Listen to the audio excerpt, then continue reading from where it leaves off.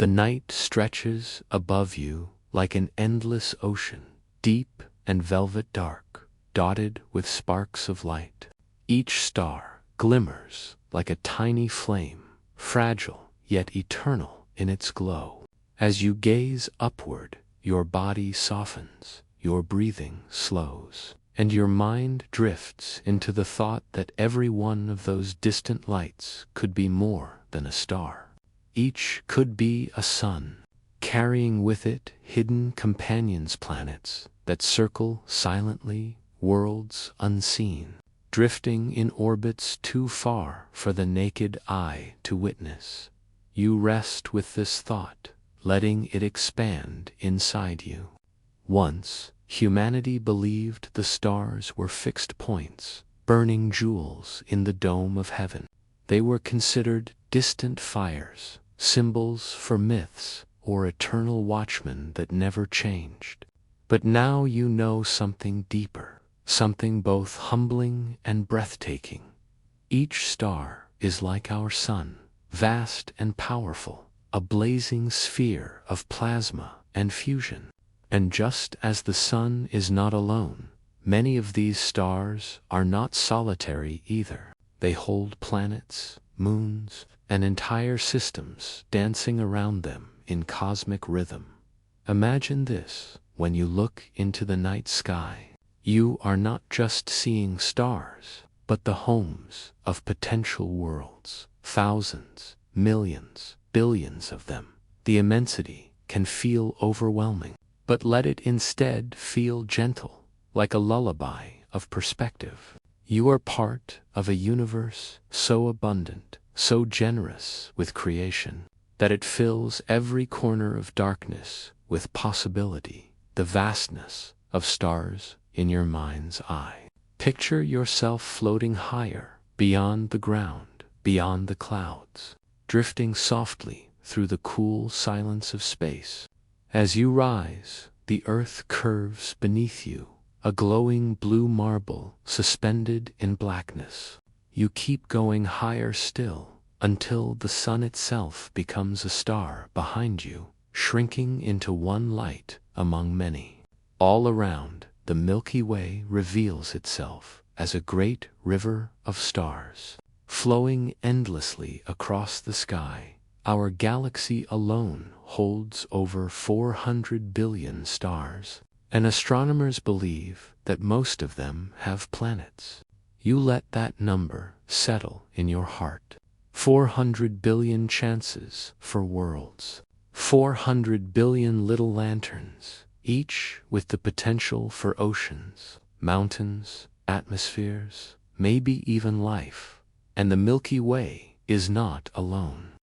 Beyond it are billions of other galaxies, each one carrying its own oceans of stars. The scale is almost beyond comprehension, but instead of racing to measure it, you allow yourself to rest in the rhythm of it. The universe is vast, yes, but it is also steady, ordered, and beautiful. Suns as homes. Think of our own sun. It gives warmth, light, and energy to Earth. Without it, there would be no oceans, no forests, no people to gaze at the sky. Now, imagine each star above you as someone else's sun. To those hypothetical worlds, that light is life. Some stars are small and dim, red dwarfs glowing softly for trillions of years, far longer than our own sun will live. They are the quiet lanterns of the galaxy, tiny and enduring, each one potentially hosting planets in tight, close orbits. Other stars are massive and brilliant, burning hot and fast, living brief but spectacular lives. Around them, planets might be harsh and stormy, bathed in fierce radiation. Or they might briefly cradle conditions we cannot yet imagine. You drift between these stars in your mind. Some flicker gently, cool and steady. Others blaze like torches, demanding attention. But all of them whisper the same truth. We are not alone in our solar system's structure. Planetary families are common. You let yourself feel the comfort of that, as if the universe is less empty than it seems. The birth of planetary systems. Every star, including our sun, began in a cloud of dust and gas.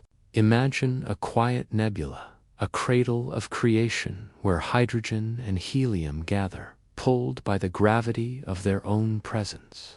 Slowly, silently, the cloud begins to collapse inward. At the center, a star is born, igniting with nuclear fire. Around it, leftover dust and gas swirl into a disk, like a cosmic potter's wheel. Out of this disk, planets form. Grains of dust stick together, pebble upon pebble, rock upon rock, until gravity takes hold and worlds begin to coalesce. Some worlds stay small, little rocky planets, hugging close to their sun. Others grow massive, swallowing gas to become giants with rings and moons. Some are flung outward, wandering alone without a sun to tether them. This story repeats itself countless times across the galaxy. Every star you see is not just a point of light, is the center of a drama, a birth story of planets and moons. You breathe into this thought, knowing that while you rest tonight, the universe continues its quiet act of creation, sculpting worlds from dust, the hidden worlds. But if there are so many planets, why do we not see them when we look at the stars? The answer is simple. They are small, faint, and lost in the brilliance of their suns. Imagine standing beside a floodlight and trying to see a firefly hovering nearby. The firefly is hidden, overwhelmed by the glare. In the same way, planets are hidden by their stars' brightness. Yet scientists have found ways to listen for them, to detect their presence through shadows and subtle wobbles. You will learn more of this later, but for now, rest in the image. Countless worlds exist, hidden in the glow of countless suns. They are there, silent and invisible to your eyes, but real. As you drift in thought, you picture them, worlds of every kind. Some are scorched by heat, oceans of lava spreading across their surfaces. Others are frozen, locked in eternal ice. Some are covered in gas, vast atmospheres swirling in storms larger than Earth itself. And some perhaps are temperate, with seas, clouds, and skies. Worlds that might remind you of home, the gentle perspective you return your awareness to Earth, this one small planet circling one ordinary star. For centuries, humans believed Earth was unique, the center of creation. But now, you know better. Earth is precious, yes, but not alone. It is one among many, part of a cosmic family of planets that stretches across galaxies. There is comfort in this. Just as you are part of a larger human story, so too is Earth part of a larger planetary story. You belong, not just to this world, but to a universe of worlds. Resting in infinity, take a breath. Feel the air fill your lungs, the gentle rise and fall of your chest. With each breath, imagine inhaling starlight, quiet and steady, and exhaling wonder. You are connected to the stars in a very real way, the atoms in your body. The carbon, oxygen, and iron were forged in ancient stars long before Earth existed.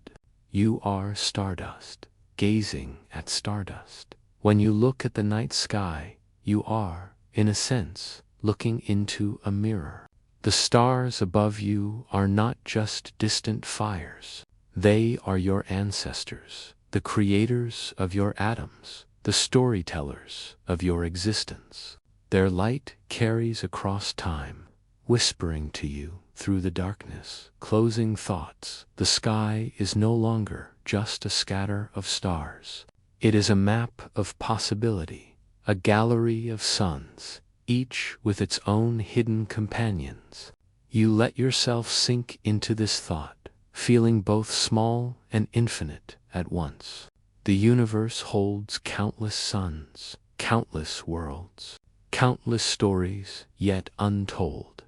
As your eyes grow heavy and your breathing slows, you carry this gentle knowledge with you that above you, beyond you, and within you, the cosmos is alive with worlds. And just as you begin to drift, a question rises softly, like a leaf on a breeze. If the stars are filled with hidden planets, what were the first signs that revealed their existence to us? The night sky has always been a canvas for imagination. Long before telescopes, before equations and observatories, you could imagine early humans staring upward, tracing patterns in the stars, seeing myth and meaning in their placement. The constellations became stories, guides, and calendars. Yet no one could prove what lay beyond the bright points. Were there other Earths, other worlds circling other suns? For centuries, this question lingered as a whisper, a dream carried quietly in human thought. Philosophers wondered, poets hinted, scientists speculated. But the stars offered no clear answers, only light, ancient and unbroken. You can almost feel that longing in history, a collective desire to know whether we are alone, to reach beyond what the eye can see. Close your eyes and imagine the stillness of a telescope waiting under the night sky. A quiet dome opening, metal and glass aligned with precision. The air cools as the earth turns, carrying the heavens into view.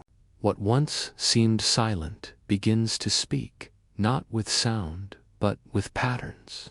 The stars do not speak loudly, they whisper faintly, through shadows and light. The wobble of stars, the first true hints of other worlds, did not come from seeing the planets themselves.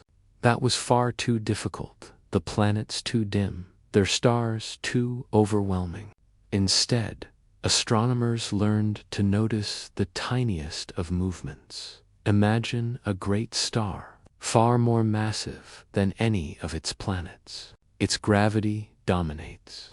But if a planet circles that star, the star does not stay perfectly still. It wobbles, just slightly, pulled by the planet's invisible tug. The effect is delicate, like watching a dance where one partner is nearly still, but not quite. From Earth, this wobble shows itself as a shift in the star's light. When the star moves toward you, its light is squeezed, shifting slightly bluer. When it moves away, the light stretches, shifting slightly redder. This is called the Doppler effect, the same principle you hear when an ambulance siren changes pitch as it passes. Astronomers began to measure these shifts with extraordinary patience. They used instruments so sensitive they could detect changes in speed smaller than a walking pace.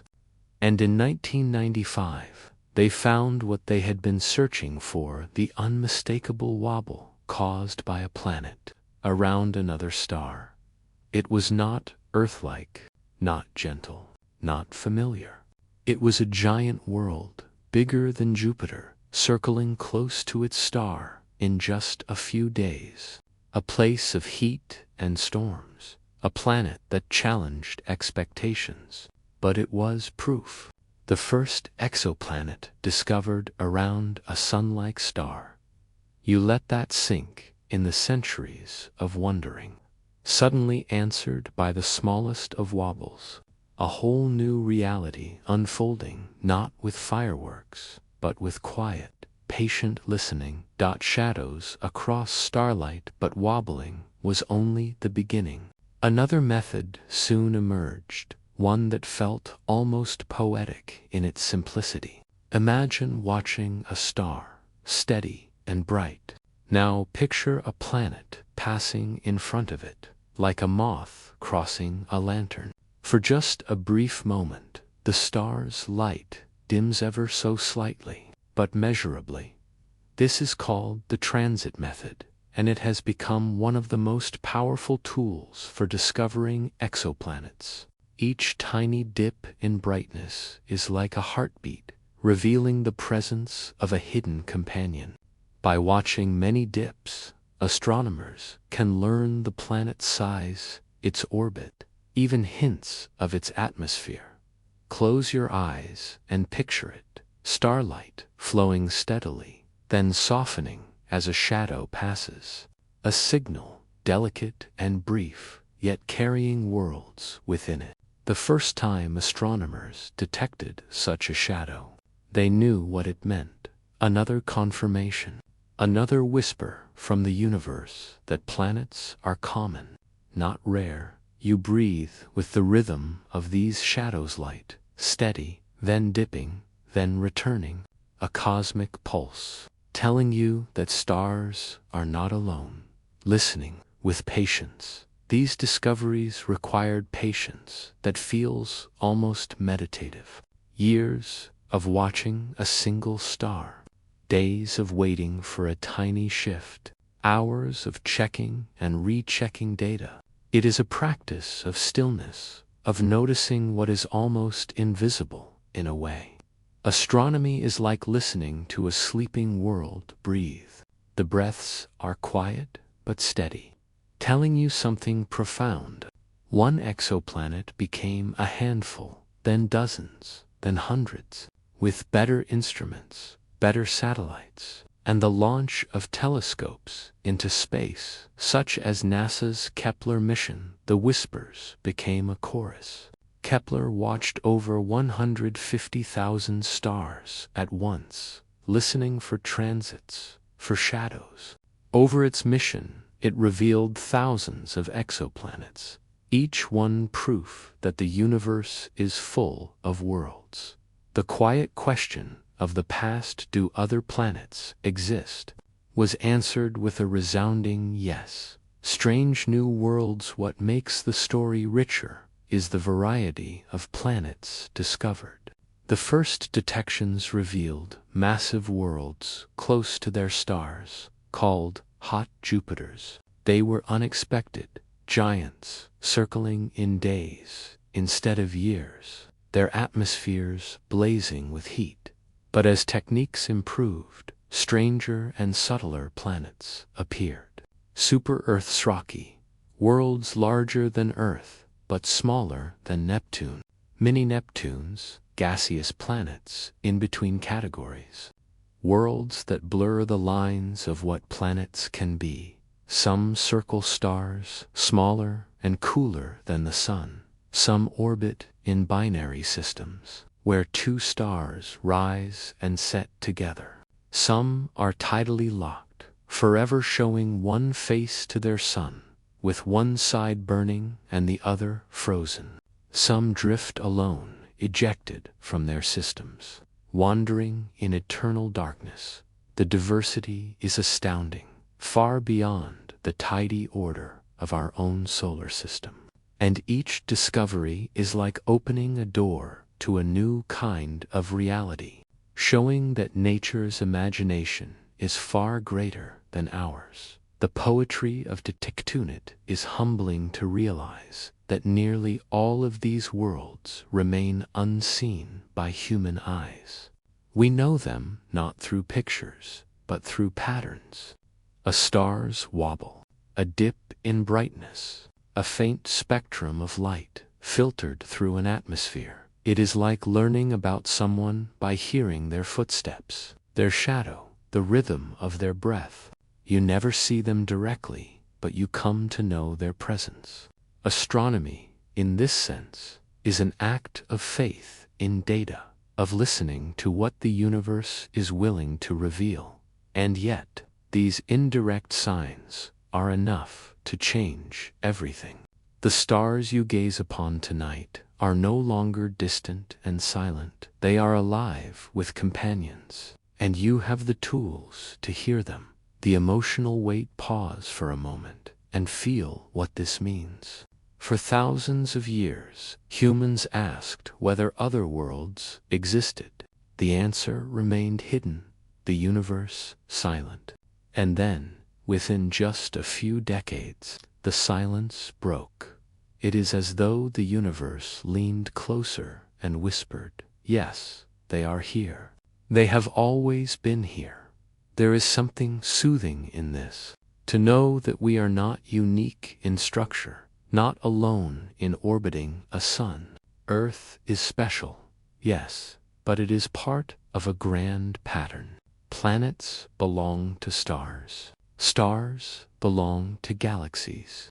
Galaxies belong to the universe. And you belong to it all. Breathing with the stars, breathe in now, imagining that you are inhaling the light of a distant star. Hold it gently, then breathe out, releasing wonder into the night. The act of discovery is not separate from you. It lives in your awareness. When you gaze at the stars, you are part of this same unfolding story.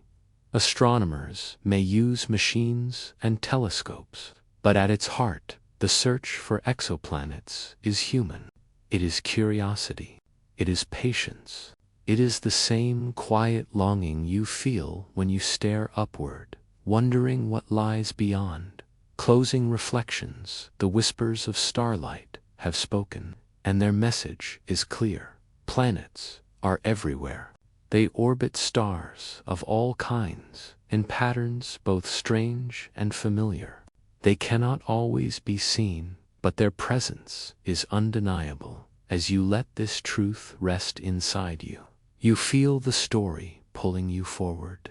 If planets are so common, the next question rises softly, inevitable as dawn. Among all these countless worlds, how many might be habitable? How many might carry seas, skies, and the gentle possibility of life? The thought lingers, gentle and unresolved, guiding you toward the next chapter. When you think of home, you may picture Earth's soft blues and greens, the shimmer of oceans, the gentle curve of forests, the calm rhythm of seasons. Home feels ordinary because it is all you have ever known. Yet in the scale of the cosmos, Earth's balance is profoundly rare. Its oceans do not boil away, nor do they freeze entirely. Its air protects, its temperature lingers in the narrow band where water flows as a liquid. This balance is not accidental. It exists because Earth orbits at just the right distance from its star, our sun. Too close, and oceans would vanish into steam. Too far, and they would freeze into endless ice. In this middle band, however, life can breathe, evolve, and flourish. Astronomers call this special region the habitable zone, but you might imagine it as a cosmic cradle, where conditions are gentle enough to nurture possibility, fire and frost. Place your hand too close, and the heat burns. Pull it too far away, and the warmth disappears. Somewhere in between, there is a distance where the warmth feels just right, not painful, not absent. Planets around stars live in a similar dance. For each star, the habitable zone lies at a different distance, depending on the star's size and brightness. A small, cool star has its habitable zone tucked close, while a hot, massive star pushes it far outward. The universe does not offer one universal distance. Each star carries its own unique range of possibility. Earth is one of the lucky ones. Our world circles the sun in just the right orbit, where water flows freely. This is not just a comfort, it is the foundation of life as we know it. Water is more than a drink, more than a sea. It is a solvent, a connector, a medium where molecules meet and interact. Without it, the spark of life would remain unlit. Venus, too close to the fire to understand the Goldilocks zone. It helps to look at Earth's neighbors. Venus lies just one step closer to the sun, only a small shift inward. And yet that shift has transformed the planet entirely. At first, Venus might have seemed promising. It is nearly the same size as Earth, with a rocky surface and thick atmosphere. Some scientists once imagined it as Earth's twin, but the reality is more extreme. Venus is a furnace, cloaked in clouds of carbon dioxide and sulfuric acid. Its surface temperature is hot enough to melt lead. Rivers of lava mark its history, and no oceans soothed its heat. Venus crossed the threshold, too close to the warmth of the sun. Water that may once have existed there was boiled away. Greenhouse gases built up, trapping heat in a runaway cycle. What could have been a sibling world turned into an inferno. You can almost feel the lesson in its stillness. Closeness can be suffocating. Warmth can become fire. Mars. Too far into the cold, on the other side lies Mars, a step farther out than Earth, circling the sun at a greater distance. Here, the balance tilts toward cold. Mars today is a desert of dust and stone, its air thin, its water locked mostly in ice, and yet hints of a different past linger. Ancient riverbeds etch the surface. Minerals show signs of having formed in water. Some landscapes suggest lakes, perhaps even seas, that once rippled in its valleys. Long ago, Mars may have lived closer to balance, closer to that delicate middle ground. But its small size could not hold onto heat or atmosphere. Bit by bit, its water vanished, its climate collapsed. Mars became a frozen echo of what might have been. Between Venus and Mars, Earth alone holds the steady warmth of flowing oceans. And this narrow survival between extremes is what makes our homeworld rare. The fragile middle. The term Goldilocks zone comes from the old story of a girl who found one porridge too hot, one too cold, and one just right. It is a simple tale, but it carries a truth about balance. The universe is full of extremes, furnaces like Venus, frozen deserts like Mars. To be in the middle, to find the place where water flows, is rare and precious. But the Goldilocks zone is not a guarantee of life. It is not a promise, only a possibility. A planet may lie within this region and still be barren. It may lack atmosphere, or magnetic protection, or the right chemistry. Life needs more than warmth, it needs stability, time, and gentle complexity. Still, when astronomers search distant stars, they look first to this middle ground. They measure orbits, temperatures, light. They ask, does this planet rest in the habitable zone? Could water flow there? Could oceans ripple beneath its skies? Worlds in balance, one by one, such planets have been found. Kepler, the space telescope dedicated to seeking worlds, revealed hundreds of planets in habitable zones.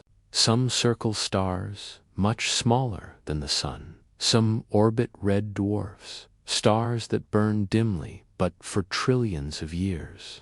Around these faint fires, Planets may linger in balance for longer than Earth will ever exist. Imagine a rocky world circling a quiet red star, its oceans calm under a pale light, or a planet with twin suns rising and setting together, casting overlapping shadows across alien seas.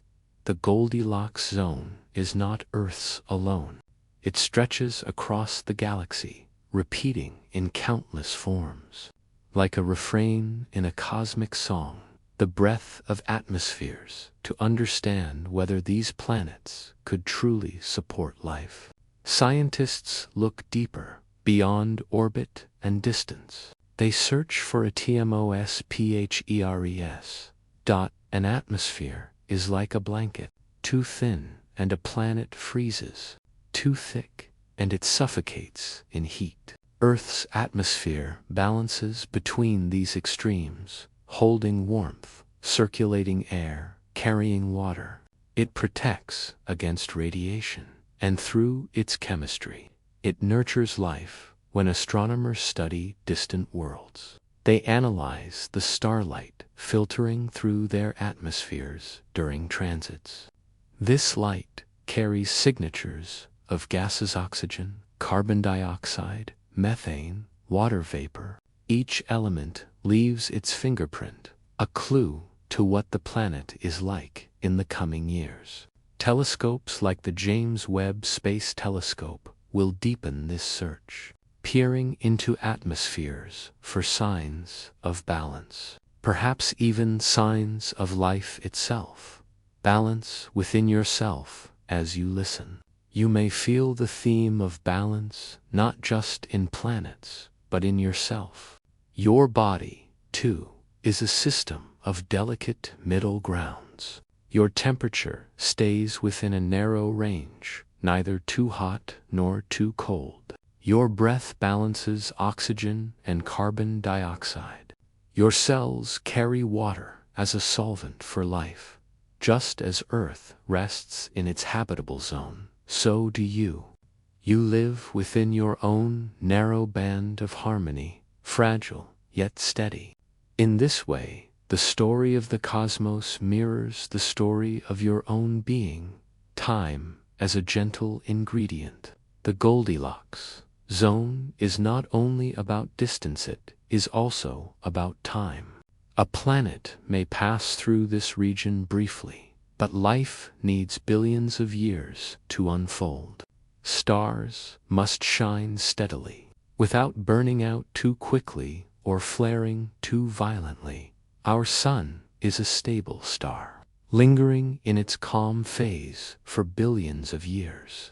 This has given Earth the time to nurture life, from microbes to forests, from oceans to thought itself. When scientists look at other stars, they ask, how long will this star shine? Is there time for rivers to flow, for life to emerge, for evolution to wander toward complexity? Balance requires patience, a universe of possibility. Tonight, as you think of the habitable zone, you might imagine it as a vast band weaving through the galaxy. Every star carries its own version, a ring of possibility. Some rings are empty. Some carry giant planets, too stormy for life. But some may carry quiet Earths, blue and green under alien skies. You imagine them worlds you will never see directly, but which exist nonetheless. Oceans stretching under pale suns. Winds brushing alien mountains. Life, perhaps, in forms you cannot yet picture. The Goldilocks zone is not just science. It is hope, stretched across the stars. Closing reflections. The story of the habitable zone is a story of balance. It reminds you that life is fragile, resting in narrow conditions, but also resilient, finding ways to flourish when balance is given. Earth is your proof. You breathe slowly, carrying this thought into quiet reflection. If balance can exist here, it may exist elsewhere. If warmth and water cradle you tonight, they may cradle others under distant suns. And with that thought, you feel the question forming gently, like dawn on the horizon. If habitable zones are so common, then where within them might life already be stirring? The thought does not demand an answer. It lingers softly, guiding you toward the next chapter. Chapter 4: Oceans. Beneath alien skies, when you close your eyes and imagine an ocean, you likely see Earth's seas waves rolling under sunlight, salt spray in the air, tides pulling gently with the moon's gravity.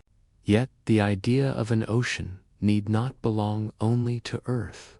Across the galaxy, scientists suspect countless oceans may exist, each one shaped by different skies, different stars, different histories.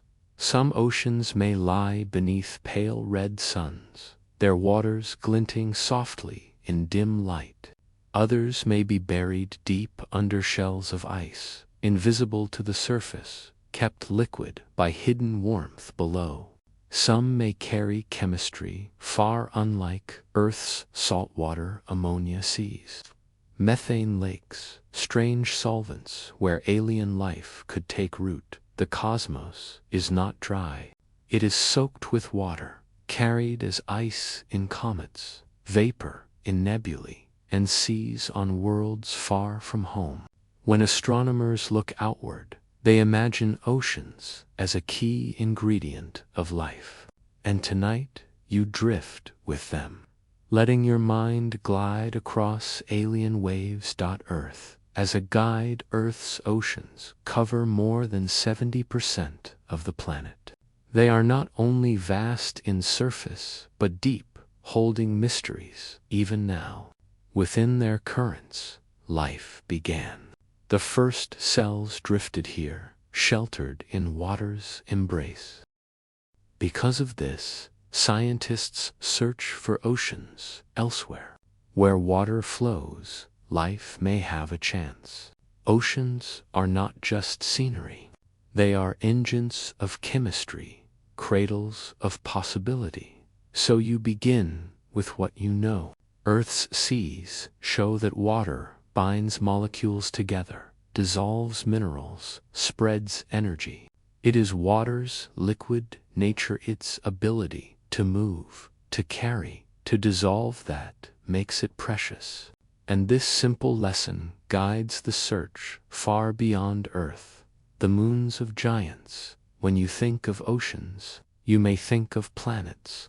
Yet some of the most intriguing seas lie on moons, circling the giants of our solar system.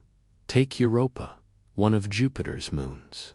On the surface, it appears icy, ridged, and cracked, like a frozen desert. But beneath this shell of ice, scientists believe a global ocean lies hidden. Tides from Jupiter's immense gravity may stir its waters, keeping them liquid despite the cold distance from the sun. This ocean could be twice as vast as all of Earth's combined. Imagine that a sea beneath ice, stretching endlessly in the dark, warmed not by sunlight, but by the flexing of rock and gravity. Then there is Enceladus, a tiny moon of Saturn. Its icy crust hides another subsurface ocean. How do we know? Because geysers erupt from its surface, jets of water and vapor shooting into space, leaving a trace for spacecraft to measure. Within those plumes, scientists have detected salts, organics, even hints of heat. Enceladus whispers its ocean into the cosmos, like a message carried on icy breath, and Titan, Saturn's largest moon, offers something stranger still. Lakes and seas, its surface, but not of water. They are made of methane and ethane, hydrocarbons that pour and ripple like liquid under Titan's frigid skies. while too cold for water. Titan proves that alien oceans can take many forms, carrying possibilities beyond what we know. Oceans beyond ice, beyond moons, entire exoplanets may be water worlds. Some may carry oceans that cover their entire surface, no land to break their expanse. A global sea stretching endlessly, reflecting alien skies. Astronomers imagine such worlds, ocean planets, where water makes up much of the planet's bulk. Some may be rocky, with deep seas. Others may carry exotic ices at great pressure, layers beneath the water we can see. Imagine standing on the shore of such a world. No continents rise, no mountains stand. Only horizon upon horizon of water, with a dim star glowing above. Perhaps storms rage across the endless sea. Perhaps calm swells carry alien breezes. Life, if it arises here, may never know land. It may drift forever in a world without shores. The chemistry of seas for water to matter. It must do more than exist, it must interact. Oceans are not passive pools. They are restless laboratories, mixing elements, dissolving minerals, circulating nutrients. On Earth, vents deep in the ocean floor release heat and chemicals, supporting life even in total darkness. Entire ecosystems thrive here, nourished not by sunlight but by the chemistry of rocks and water. This shows us that oceans do not need skies. Life may arise in darkness, warmed by the breath of the planet itself. Could Europa's ocean hold such vents? Could Enceladus's hidden sea nurture life at hydrothermal springs? These questions linger, unproven but possible. The chemistry of seas is universal. Where water moves, molecules meet. Where molecules meet, complexity grows. And in complexity lies the seed of life. Reflections in alien skies. Oceans do not only exist beneath ice or in hidden depths. Some may lie under open skies, reflecting stars we have never seen. Imagine an exoplanet in a habitable zone where water pools on the surface. The sky above may not be blue, it could be pale red under the light of a dwarf star. Or it could glow golden under a giant sun. The waves would shimmer differently, but the feeling of water, the rhythm of tides, the vast expanse would still hold its calm. Some scientists even believe that Earth itself was once almost entirely covered by ocean, a water world. Life began here, in such seas, before land rose to break the waves. So, perhaps on distant planets, similar seas cradle their own beginnings. Oceans as mirrors. There is something soothing about oceans. They reflect the sky, carrying its light in ripples and waves. On Earth, you see the moon reflected, the stars glittering across the water. On alien oceans, reflections would differ. Different stars, different moons, perhaps even rings in the sky, casting long shadows on the waves. Imagine looking into water that mirrors not Earth's blue sky, but a pale red glow, or twin suns rising together. The familiar calm of the sea, yet painted with entirely new colors. This is the power of imagining oceans beyond Earth. They remind you that calm, vast, liquid expanses may be a universal comfort, a rhythm the cosmos repeats in countless variations, a hidden abundance. When astronomers count, they find that oceans may be more common than once thought. Many icy moons hold hidden seas. Many exoplanets show signs of water vapor. Even comets carry frozen reservoirs. The universe may not be barren. It may be soaked, saturated with water in all its forms. If this is true, then oceans are not rare jewels, but abundant, waiting quietly for discovery. Each ocean whispers a possibility. Perhaps most are empty, silent, without life. But even if only a few carry the spark, in a galaxy of billions of stars, the number becomes staggering. The comfort of waves as you rest tonight. You may think of oceans not just as scientific possibility, but as comfort. The sound of waves soothes you. The thought of water calms you. Imagine carrying that calm across the galaxy, knowing that somewhere other waves may lap against other shores. Other tides may pull under alien skies. The universe feels less distant when you think of oceans. You realize they may exist almost everywhere, hidden, revealed, strange, familiar. And in each one lies the chance that something stirs, something lives, something dreams.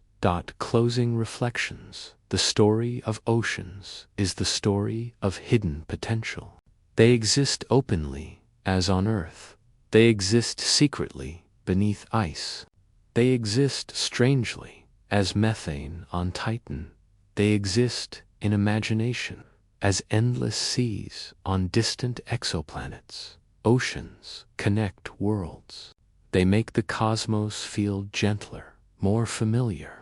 They whisper that life may not be confined to one world, one sky dot, and as you drift deeper into rest, one thought lingers. If oceans exist so widely, perhaps shores exist, two shorelines, where something once stood or still stands, gazing upward into their own alien night. That thought softens, unresolved, guiding you gently toward the next question.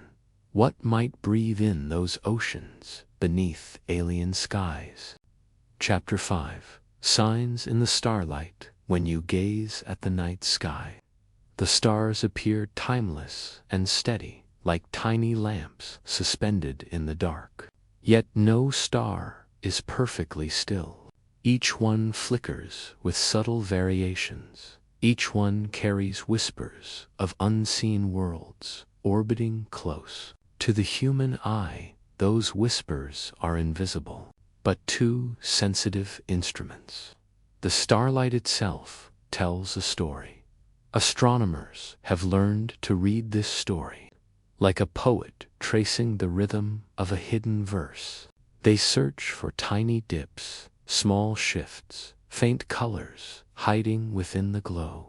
From these signs, entire planets are revealed, planets that cannot be directly seen, but whose presence bends and shapes the light dot. It is a quiet art, this listening to starlight, and tonight you float into it, letting your thoughts slow to the rhythm of distant suns. The transit of shadows. One of the most beautiful techniques is called the transit method. Imagine a planet passing in front of its star, as seen from Earth. The star does not vanish, but it dims slightly, just a fraction, for only a moment.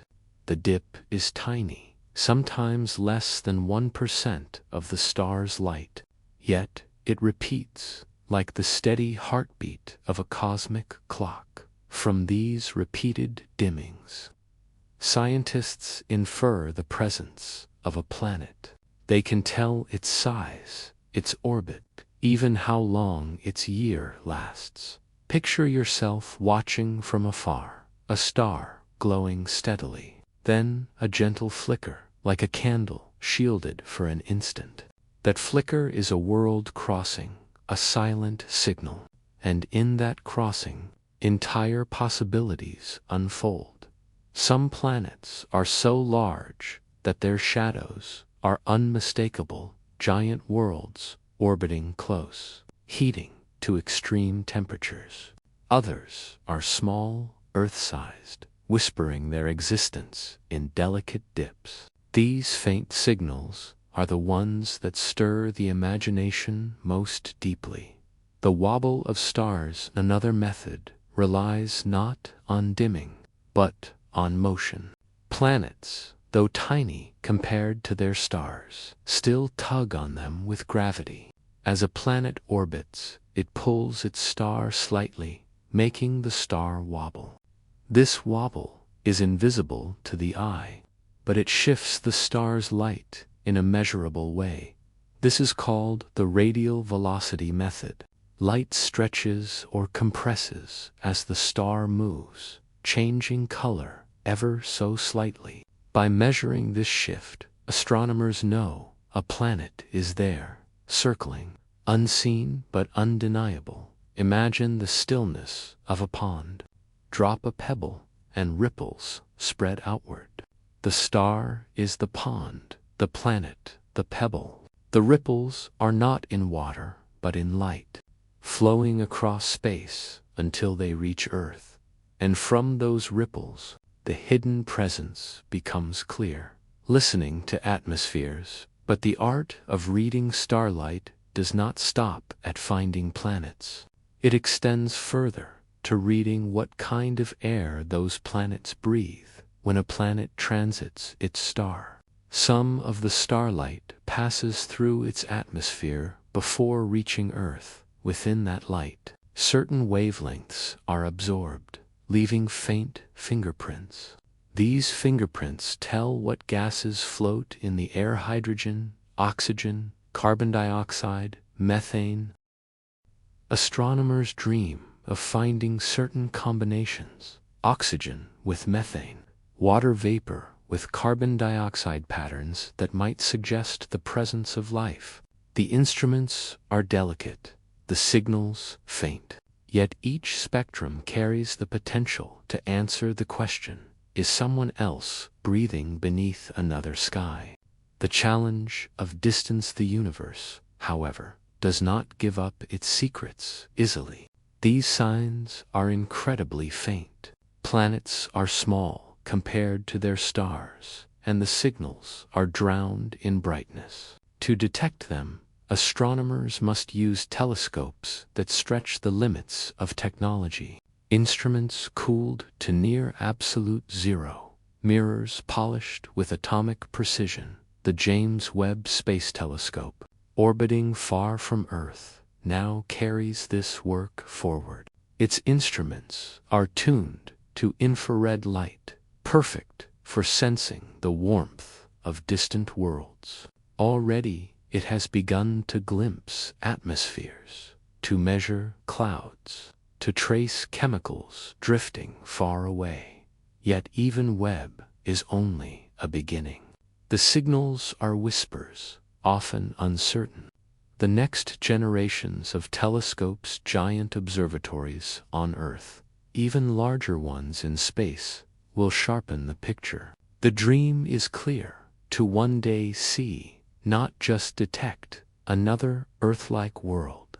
Its oceans glinting, its air alive with signals. The poetry of signals. There is something poetic about this search. Planets are not discovered by sight alone, but by patience, by careful listening. Astronomers spend years watching a single star, waiting for a tiny dip in light. They spend decades refining instruments, hoping for one clear spectrum. It is a reminder that discovery is not always dramatic. Often it is quiet. A single number shifting slightly, a line moving faintly on a graph. Yet within that subtlety lies the weight of worlds. You, too, can imagine yourself as one of those listeners, sitting in the stillness of night, gazing at the stars. You know that beneath each point of light, entire families of planets may move. Their presence is not obvious, but if you could listen carefully enough, their stories would emerge. The first discoveries, The history of exoplanet discovery is surprisingly young. In the 1990s, the first confirmed planets around sun-like stars were found using the wobble method. These early worlds were giant and hot, orbiting close to their stars, so unlike Earth that they were called hot Jupiters. At first, scientists wondered if such planets were rare anomalies. But as methods improved, more and more appeared. Soon, thousands of exoplanets filled the catalogs.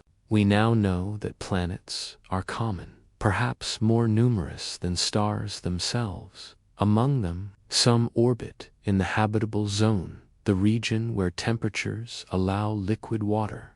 Others orbit in strange, exotic conditions, with years lasting only days, or orbits stretched into ovals that swing between heat and ice.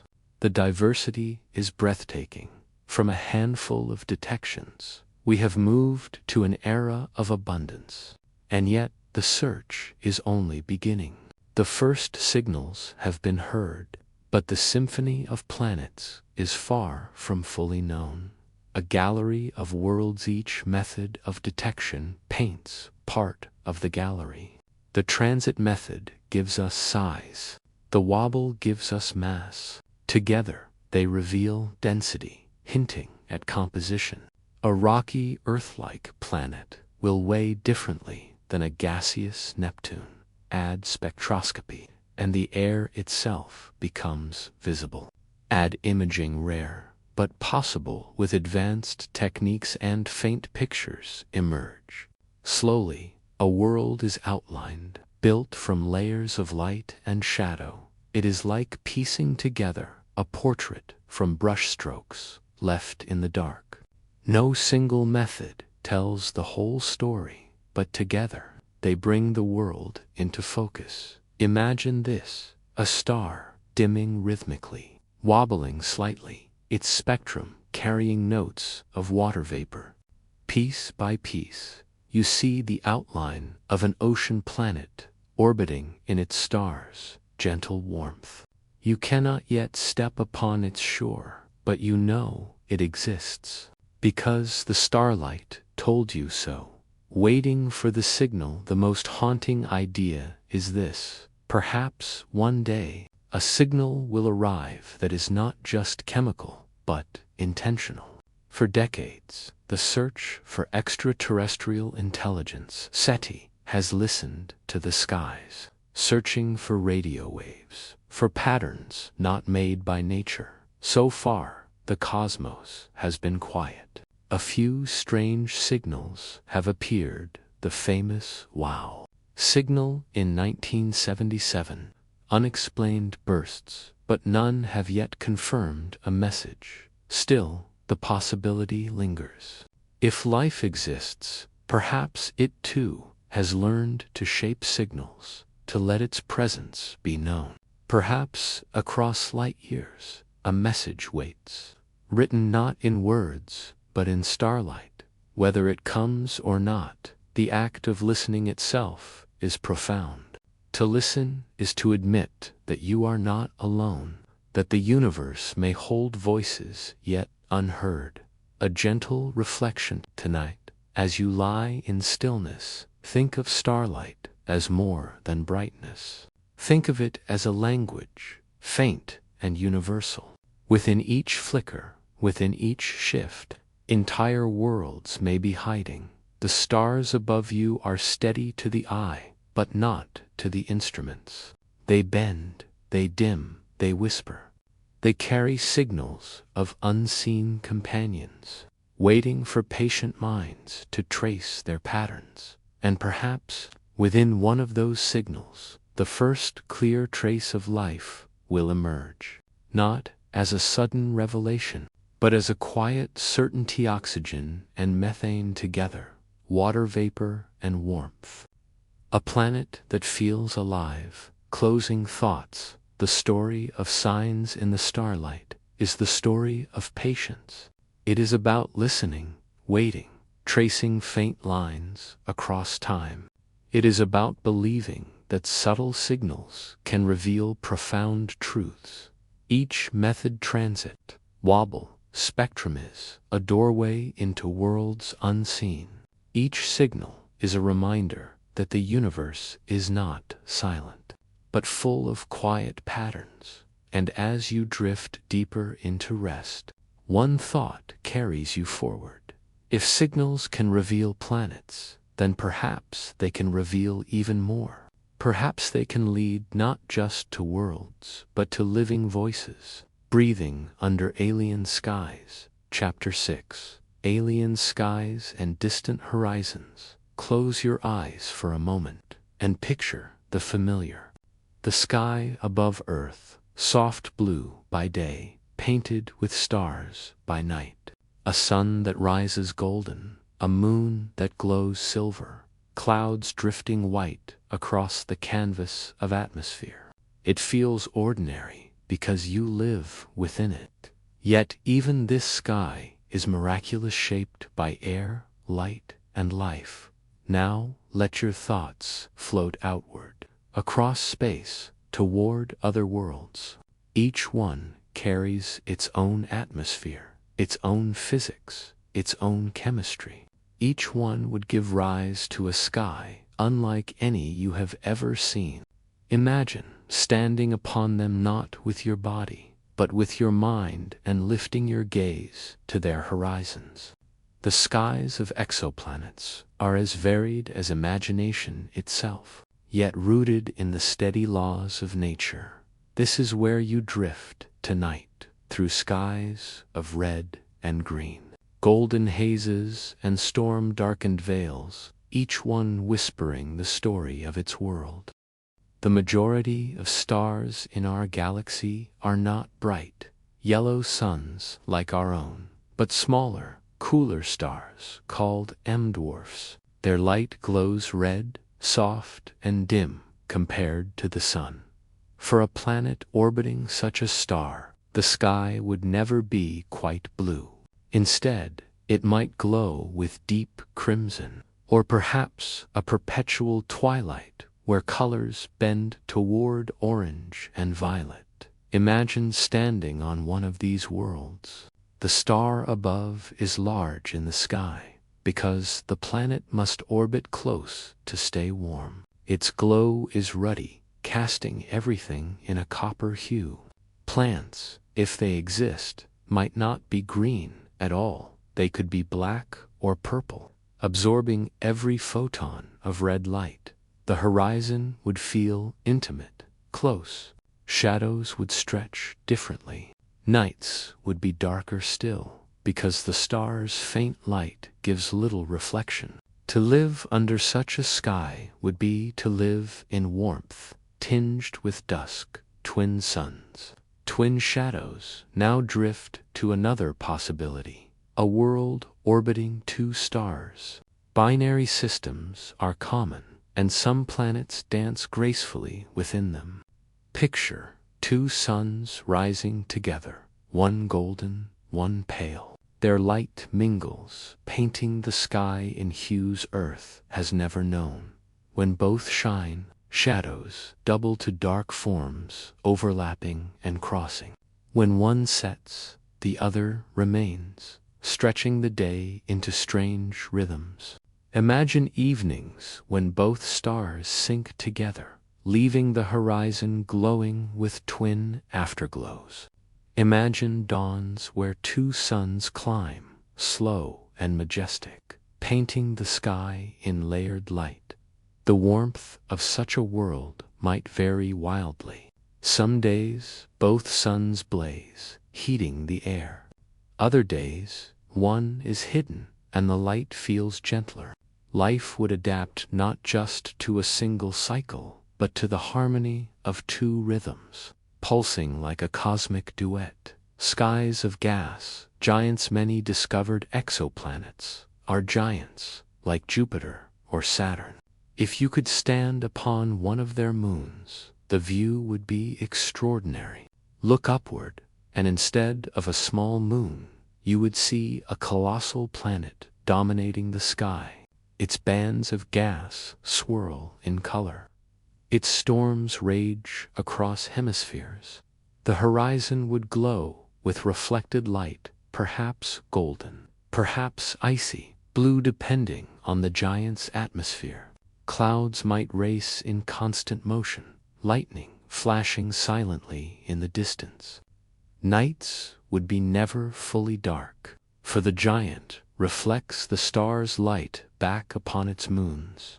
Imagine a sky where the parent planet looms 50 times larger than Earth's moon, filling your vision. Imagine watching auroras dance not only across your own sky, but shimmering upon the giant itself. To witness such a sky would be to feel the immensity of scale, the closeness of cosmic bodies in a gravitational embrace. Hazy skies of Titans closer to home. Saturn's moon Titan gives us a glimpse of alien skies.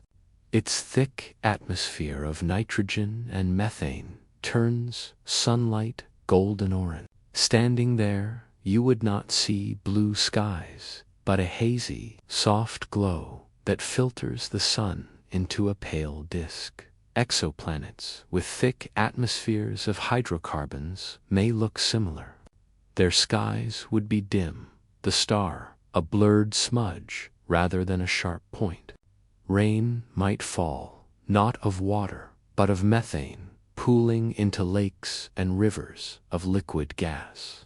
The horizon would blur, distance hidden in the haze. To look up would be to see not stars, but only a diffuse glow, as if the sky itself were wrapped in veils.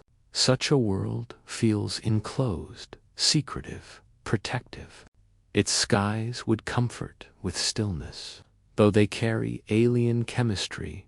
Crystal clouds and exotic rain. Some exoplanets orbit so close to their stars that their skies become strange beyond imagining.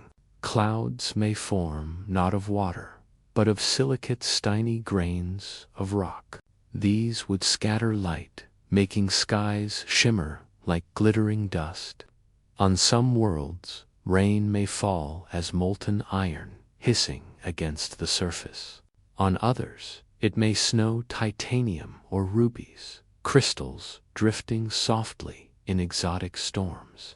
Picture a horizon glowing in ruby-red clouds, rain glistening like jewels, storms flashing with lightning against metallic skies. These skies remind us that nature does not limit itself to Earth's palette. Wherever conditions allow, new materials rise into clouds, condense into rain, sculpt the view above. Each planet is an experiment in physics, an artist painting with chemistry on a vast canvas. Eternal days, endless nights. Not all planets spin freely. Some, orbiting close to their stars, become tidally locked, showing one side always in daylight and the other in eternal night. Stand at the day side, the star hangs motionless in the sky, never rising, never setting. It blazes overhead, shadows fixed in place. The air may be scorching, baked without rest. The sky is a furnace of light, unchanging. Now move to the night side. The star never rises. The sky is eternal darkness, perhaps lit only by faint auroras or the glow of distant galaxies. The ground may be frozen solid, the air still. Between the two lies a twilight zone, a narrow band where the star hovers at the horizon, casting perpetual dusk. Here, the sky is painted with a soft glow, never fully day, never fully night. Imagine walking there, living in a world where the light is always balanced on the edge of shadow. Winds across alien skies, atmospheres do more than shape light. They move. On Earth, winds carry clouds, storms form, rains fall.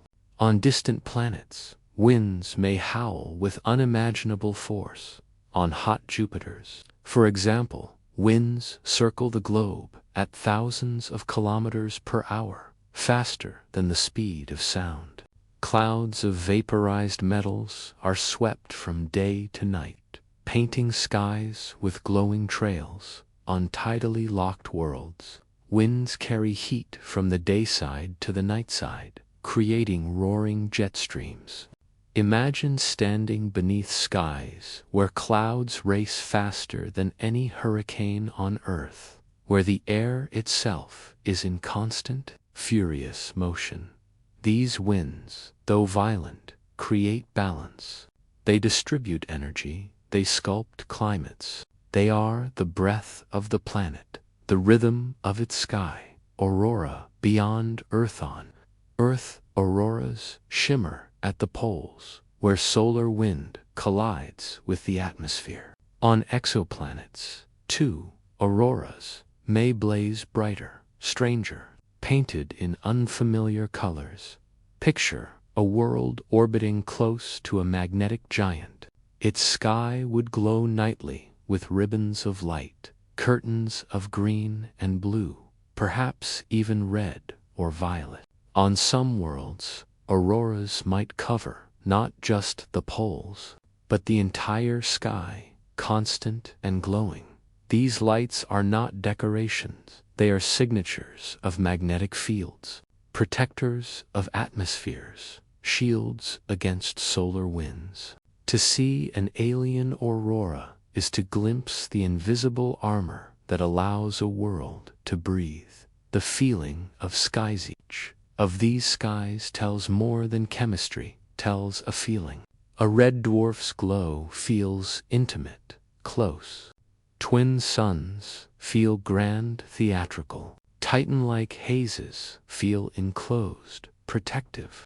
Crystal rains feel surreal, dreamlike. When you imagine alien skies, you are not only seeing them, you are feeling them. You sense the warmth of the star, the heaviness of the air, the rhythm of light and shadow. In your mind, the science becomes personal, turning into lived experience. Our sky, their sky. Then when you return to thoughts of Earth, you see your own sky differently. The blueness of day, the golden glow of sunset, the silver moon rising, all of it is rare, all of it is precious. Our sky is not universal. It is one version among billions. To cherish the sky above you is to honor the conditions that allow life, the oxygen that colors it blue, the water that forms clouds, the stable rotation that creates cycles of day and night. Our sky is not just background, it is the story of Earth itself, written in air and light. Closing reflections, you rest beneath your own night sky. Imagine the countless horizons beyond. Imagine skies where suns never set, where shadows double, where rain falls as crystals, where auroras blaze without end. The science of atmospheres is the science of feeling worlds from afar. Each sky reveals not only what is possible, but what is real. Each horizon is a mirror of physics, painted in unfamiliar colors. And as you drift into deeper rest, one thought carries you gently forward. If skies can be so different, so strange, so beautiful, what might the landscapes beneath them look like? What might it feel like to walk the surface of an alien world? Chapter 7. Walking on Alien Shores. You begin by closing your eyes. In the darkness behind your eyelids, the night sky unfolds, wide and endless. Stars shimmer like quiet fires, some bright and near, some faint and distant. But in this meditation, you do not stay on Earth. Instead, you let yourself drift beyond, into the silence between stars. You travel not with rockets, not with speed, but with thought. The universe carries you like a tide, slow and steady, until you arrive at a place far beyond the edge of your imagination, the shoreline of another world. Walking here feels impossible, yet natural. The ground beneath your feet is unfamiliar, and yet it supports you, patient and steady. This is not Earth's soil, not its sand, not its stone. It is something new. Perhaps the grains are crystals, shimmering under a pale, foreign sun. Perhaps they are dark and metallic, fragments of a world sculpted by fire. Whatever they are, they feel real beneath you. You have stepped onto an alien shore. Above you stretches a sky unlike any you have ever known. On Earth, our sky glows blue by day, black by night, painted with clouds or scattered stars. But here, the colors may shift into hues you cannot name. A sky washed in green or violet, or a copper gold that glimmers with the heat of a distant star. Perhaps the sun of this world is smaller than ours, glowing orange, or perhaps it is larger, flooding the horizon with a white brilliance that feels too close, too alive. And maybe, if this world circles two suns, the sky holds a double light, two shadows falling from your body, stretching and crossing like threads. You breathe, and even the air feels uncertain. Is there air at all? Some worlds may hold skies of nitrogen, oxygen, and gentle clouds, as Earth does. Others may be shrouded in carbon dioxide, thick and heavy, as Venus is. On some, the air may be poisonous, invisible but lethal. On others, it may be too thin to breathe at all.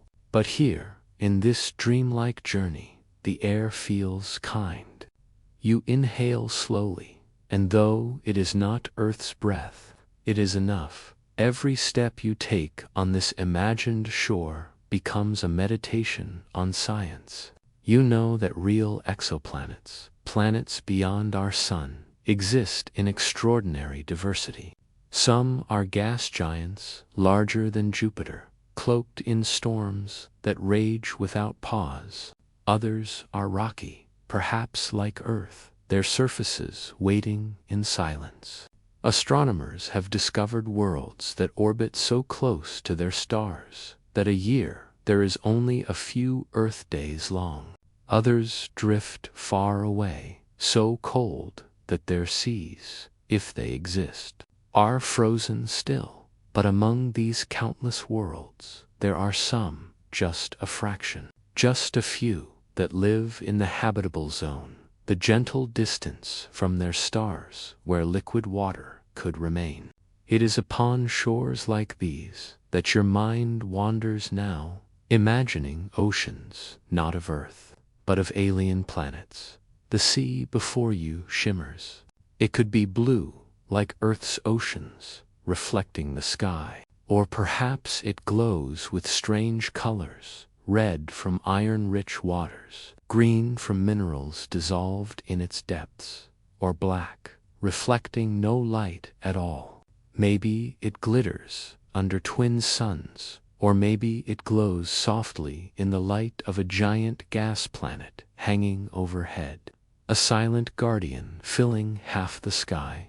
You bend down, touch the water, and watch the ripples spread outward, carrying patterns that belong only to this world. As you stand here, you remember Earth's own seas, and how deeply they shaped life.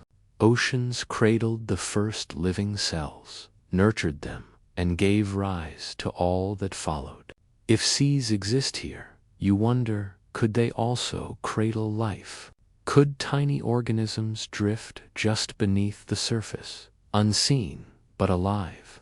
The thought moves through you like a current, that life might not be unique to Earth, that somewhere across these stars, other stories are unfolding, written not in words, but in cells and molecules. You walk further along the shore.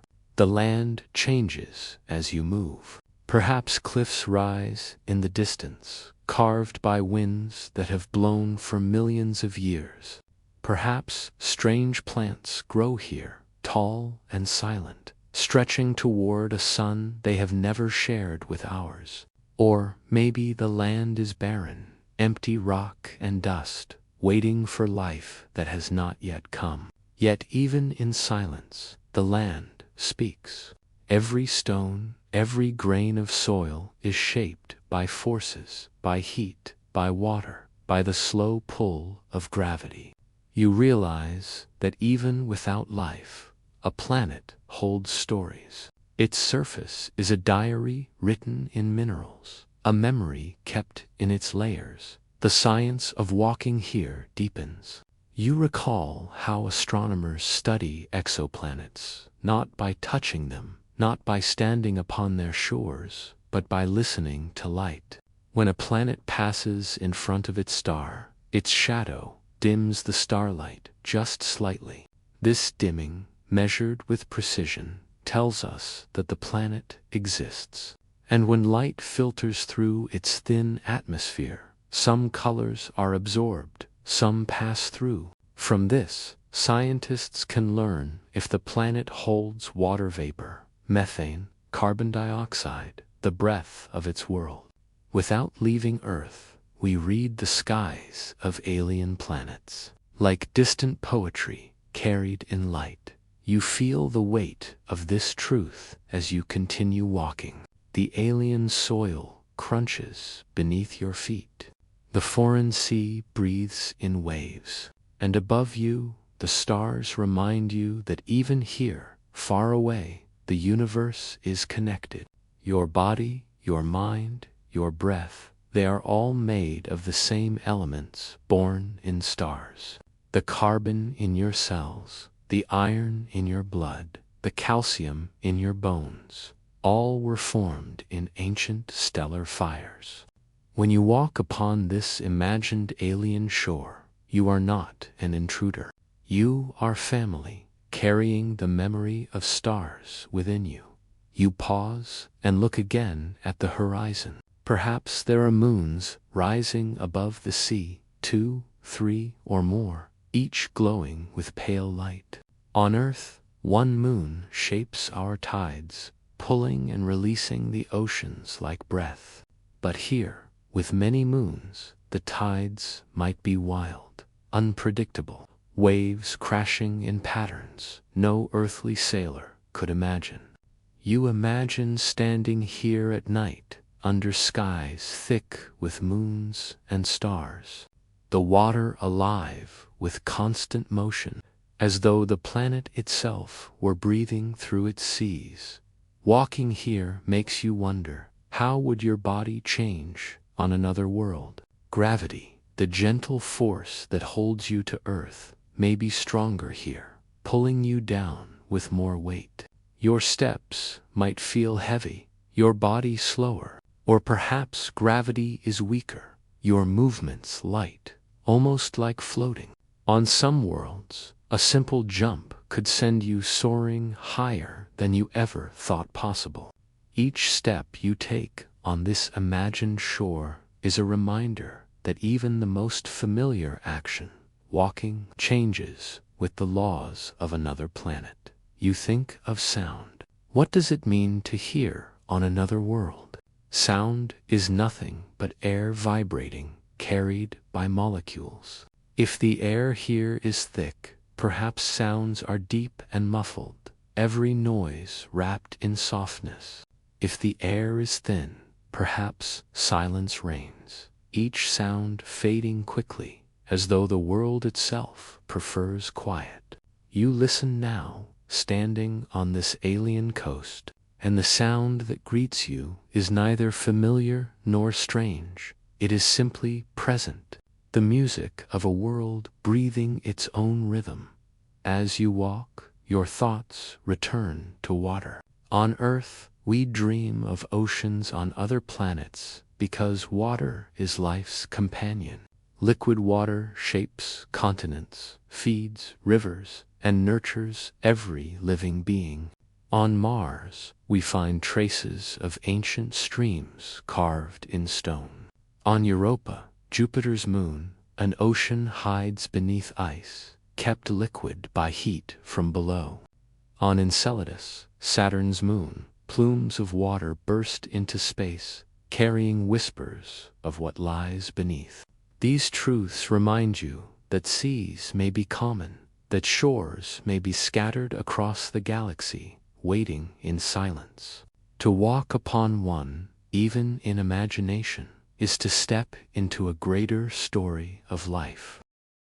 You kneel, let your hand rest upon the ground, and feel its stillness. Perhaps beneath this soil lie minerals unlike any on Earth, crystals shaped by alien pressures, metals unknown. Perhaps beneath this sea lies a world of hydrothermal vents, where heat and water mingle in darkness, as they once did on Earth when life began. Each possibility becomes a lullaby, reminding you that the universe is vast, full of questions, and yet gentle enough to hold in thought. As you drift toward sleep, you rise again, and the horizon stretches endlessly. The stars above remind you that this is not the end of the journey. This is only one world, one shore among countless others. Beyond this sea, beyond this land, lie more planets, more skies, more stories waiting. You realize that walking here is not about reaching answers, but about opening to wonder. Every step is an invitation to dream.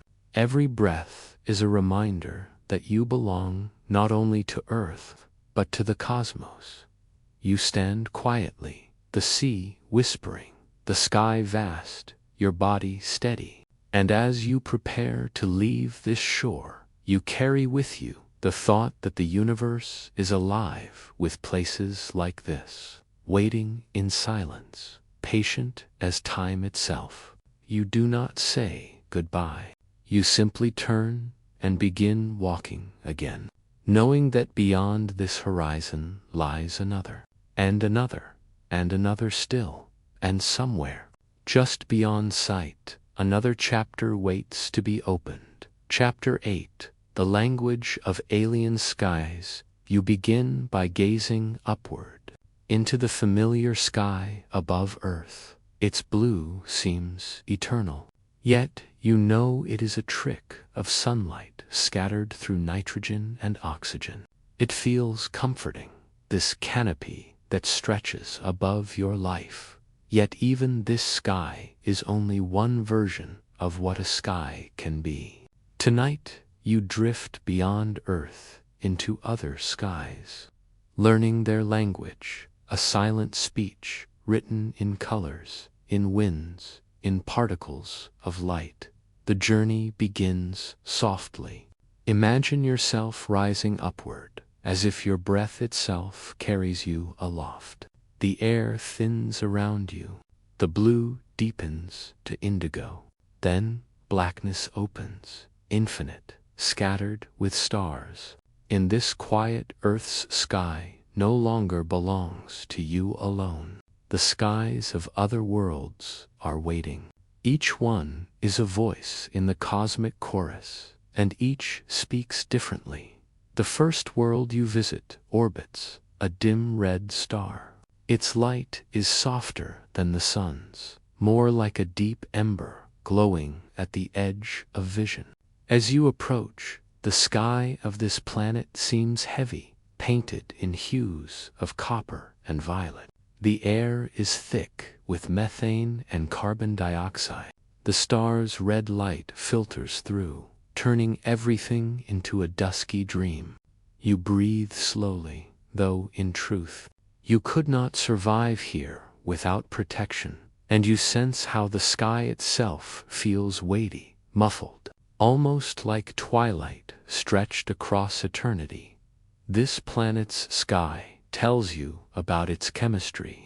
Methane scatters light differently than nitrogen does. Instead of blue, you see purples, oranges, and muted greens. each whispering, "I am shaped by what fills me." You realize that every atmosphere is like a personality, a unique blend of gases creating a mood, a tone, a character. Just as the voices of people differ, the skies of planets sing in distinct ways. You drift onward, carried by thought, and soon you find yourself at a world with no true sky at all. It is an airless moon, its surface bare and silent. Above it, stars are sharp and unblinking, undistorted by air. You feel the starkness of this silence. There is no scattering, no color, only the raw openness of space. Here, the absence of sky speaks just as loudly as any sky could. It says, "Without an atmosphere, there is no veil, no breath, no protection." You sense how fragile Earth is, wrapped in its thin blanket of gases, and you are humbled gently. You drift to another exoplanet, this one cloaked in dense clouds. As you descend, the star above disappears, replaced by endless layers of vapor. It feels like descending into the heart of a pearl. The clouds are thick, swirling in slow monumental patterns. Drops of liquid methane form rain, falling silently into seas below. You realize that here, rain is not water. Cloud is not made of familiar vapor. Yet the rhythm is the same. A cycle of evaporation and return, a planet's quiet breath. The sky speaks in a dialect of methane, and still you understand. It says, "All worlds breathe in their own way." Further still, you drift toward a giant planet, a gas giant, vast and glowing with reflected starlight. Its sky is not a thin blanket, but an ocean of atmosphere without end. Layers upon layers stretch downward, changing color as they deepen. Ammonia clouds form pale bands. Deeper, storm systems swirl in rusty reds and ochres. You watch lightning flicker in the darkness of storms, so large they could engulf Earth many times over. The gas giant's sky is loud in its own way, roaring with motion, yet from here it feels slow, almost meditative, like great tides moving in silence. The gas giant teaches you about scale. Its sky does not end. There is no surface to reach, only deeper and deeper layers, until pressure itself becomes unimaginable.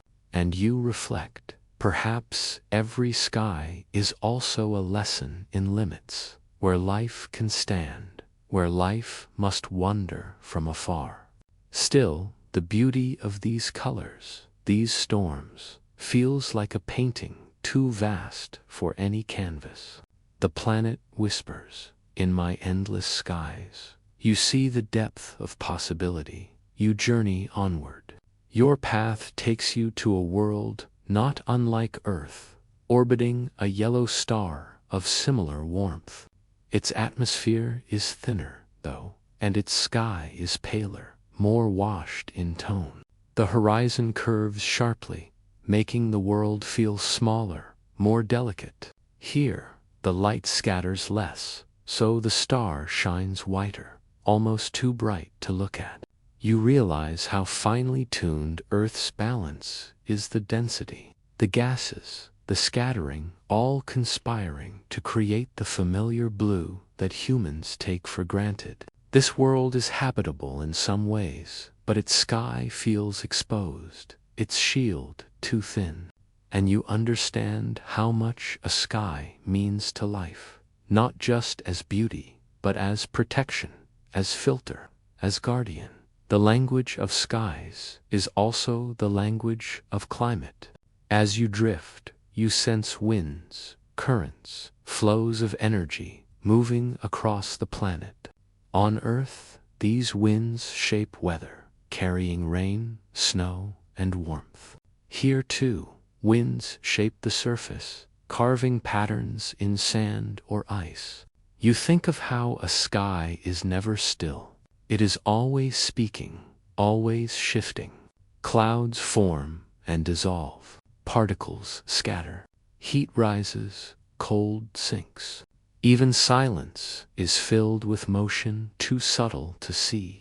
The sky's voice is movement itself. Now you travel farther, to a planet orbiting close to its star. Its sky burns with brilliance. The heat is immense. The atmosphere boils, stripped away by stellar winds. You watch as gases escape upward, streaming into space, glowing faintly as they leave. This is a sky unraveling, a veil too fragile to hold, and yet it still speaks. Its language is one of loss, of transformation. It whispers, "I am leaving, but I am part of the star again." You feel both sorrow and awe, recognizing the impermanence of skies. Not all will last. Some are temporary, fleeting. Like the breath of a single life, your mind turns gently to the science that allows humans to read these skies from afar. Telescopes on Earth and in orbit measure how starlight changes when it passes through a planet's atmosphere. Some wavelengths vanish, absorbed by gases. Others pass through. The pattern becomes a signature, a fingerprint of the sky. You picture this process as a prism held against the cosmos. Each line of light a syllable, each gap a pause, each color a word. From these patterns, scientists learn what fills the air: water, vapor, oxygen, methane, carbon dioxide. The language of alien skies is written in spectra, and you sense the poetry in that light itself carries. The stories of distant worlds. You reflect that even your own breath is part of this story. The oxygen you breathe, the carbon dioxide you exhale, all are written into Earth's sky. To read an atmosphere is to read life's signature. Perhaps one day, by studying an exoplanet's light, humans will find the unmistakable trace of life, a sky speaking the language of biology, of respiration, of cycles that echo Earth's own. The thought is tender, a possibility held like a fragile flame as you drift from world to world. You realize the skies are also mirrors. They reflect not only starlight, but human imagination.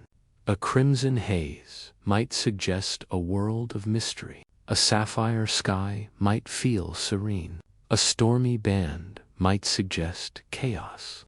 Yet, to the planet itself, these are simply conditions, natural and indifferent. The meaning comes from you, from the way you listen, from the metaphors you weave. The skies of alien worlds are canvases, and you are both observer and interpreter, both scientist and poet. You linger now at the edge of a twilight world. One side faces its star in endless day, while the other rests in eternal night. At the border between, the sky glows strangely, half lit, half dark, an eternal dusk. Here, the atmosphere bends light in unfamiliar ways, painting colors not seen on Earth. Standing there in imagination, you feel a balance, a tension, a beauty that words barely hold. The sky of this tidally locked planet speaks softly. I am the meeting of opposites, the dance of night and day. And you wonder how life, if it exists, might adapt under such a sky, how eyes might evolve to see in half-light, how rhythms might follow the eternal twilight. Asterisk. Each sky you visit deepens your sense of wonder, and slowly you realize the lesson of this journey. Skies are not merely above, They are part of the worlds themselves. They breathe, they change, they protect, they reveal. To learn the language of skies is to learn the language of worlds, a dialogue between matter and light, between stars and planets, between possibility and perception. You return, at last, to the thought of Earth's sky. After all you have seen, its blue feels richer, more profound. The whiteness of its clouds, the golden softness of its sunsets, the deep velvet of its nights filled with stars, all feel newly alive. You feel gratitude for this sky, this atmosphere that sustains and shelters, that makes life possible. And yet, you also carry with you the awareness that other skies exist, each with its own story, its own rhythm, its own truth.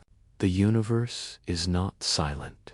It is filled with voices, if only you learn how to listen. And so, you close your eyes, floating gently in thought. You imagine drifting once more into the silence of space, the stars around you glimmering like lanterns. You hold in your heart the voices of alien skies, their whispers still echoing. And just as you are about to rest, one last question arises, a quiet, unfinished thought. If skies can speak of chemistry, of climate, of possibility, what stories do oceans tell in their depth and silence? Chapter 9. Oceans Beneath Distant Suns. You close your eyes and imagine water. Not just the water, not the rivers that weave across valleys, or the oceans that stretch blue and endless across Earth, but water that rests in silence beneath alien skies. Water that hides beneath ice, that glimmers without ever seeing the face of a star, that holds secrets in stillness. You drift across the universe, as though carried by a quiet current, and you feel yourself moving closer to these worlds of hidden seas. They are called ocean worlds, and they remind you that water is not just Earth's treasure, but a gift written into the story of the cosmos. Think of Europa, one of Jupiter's moons. From the outside, it looks like a frozen sphere, its surface covered in cracks that glistened faintly in reflected sunlight. But beneath that icy crust, thicker than mountains, yet fragile in cosmic scale, lies a vast, global ocean. Scientists believe it may hold twice the water of all Earth's oceans combined. Imagine it, a world no bigger than your own moon, yet carrying an endless sea beneath its skin. You picture yourself floating above Europa's icy plains. The light of Jupiter spills faintly across its face, coloring the surface in shades of pearl and shadow. Beneath, the hidden ocean stirs. It does not rise and fall with waves like Earth's seas. Instead, it is pressed by ice, warmed not by sunlight, but by the gentle pull of Jupiter's gravity, kneading the moon's interior like dough.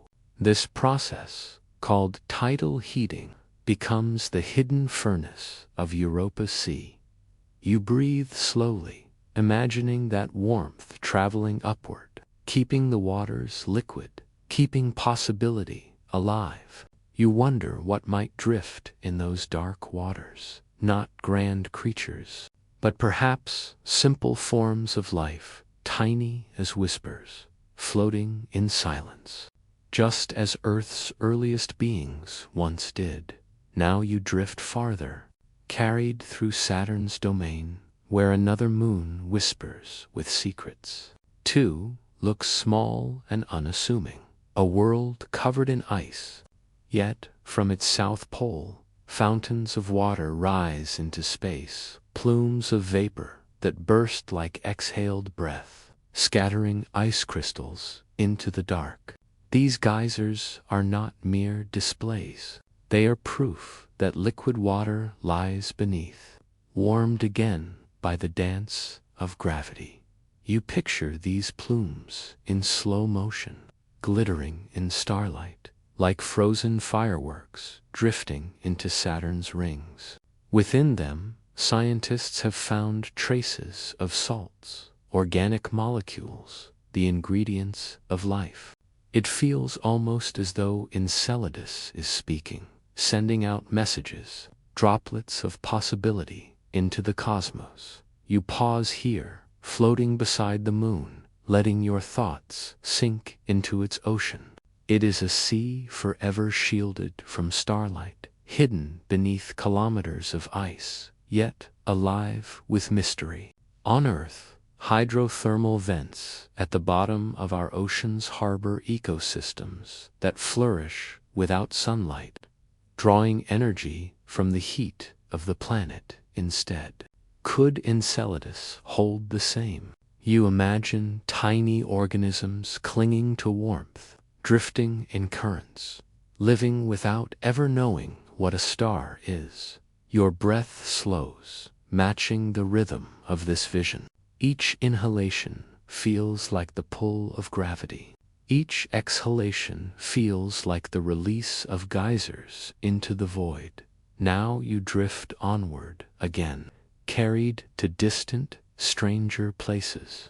Beyond our solar system, scientists have found exoplanets, planets orbiting other suns that may also hold oceans.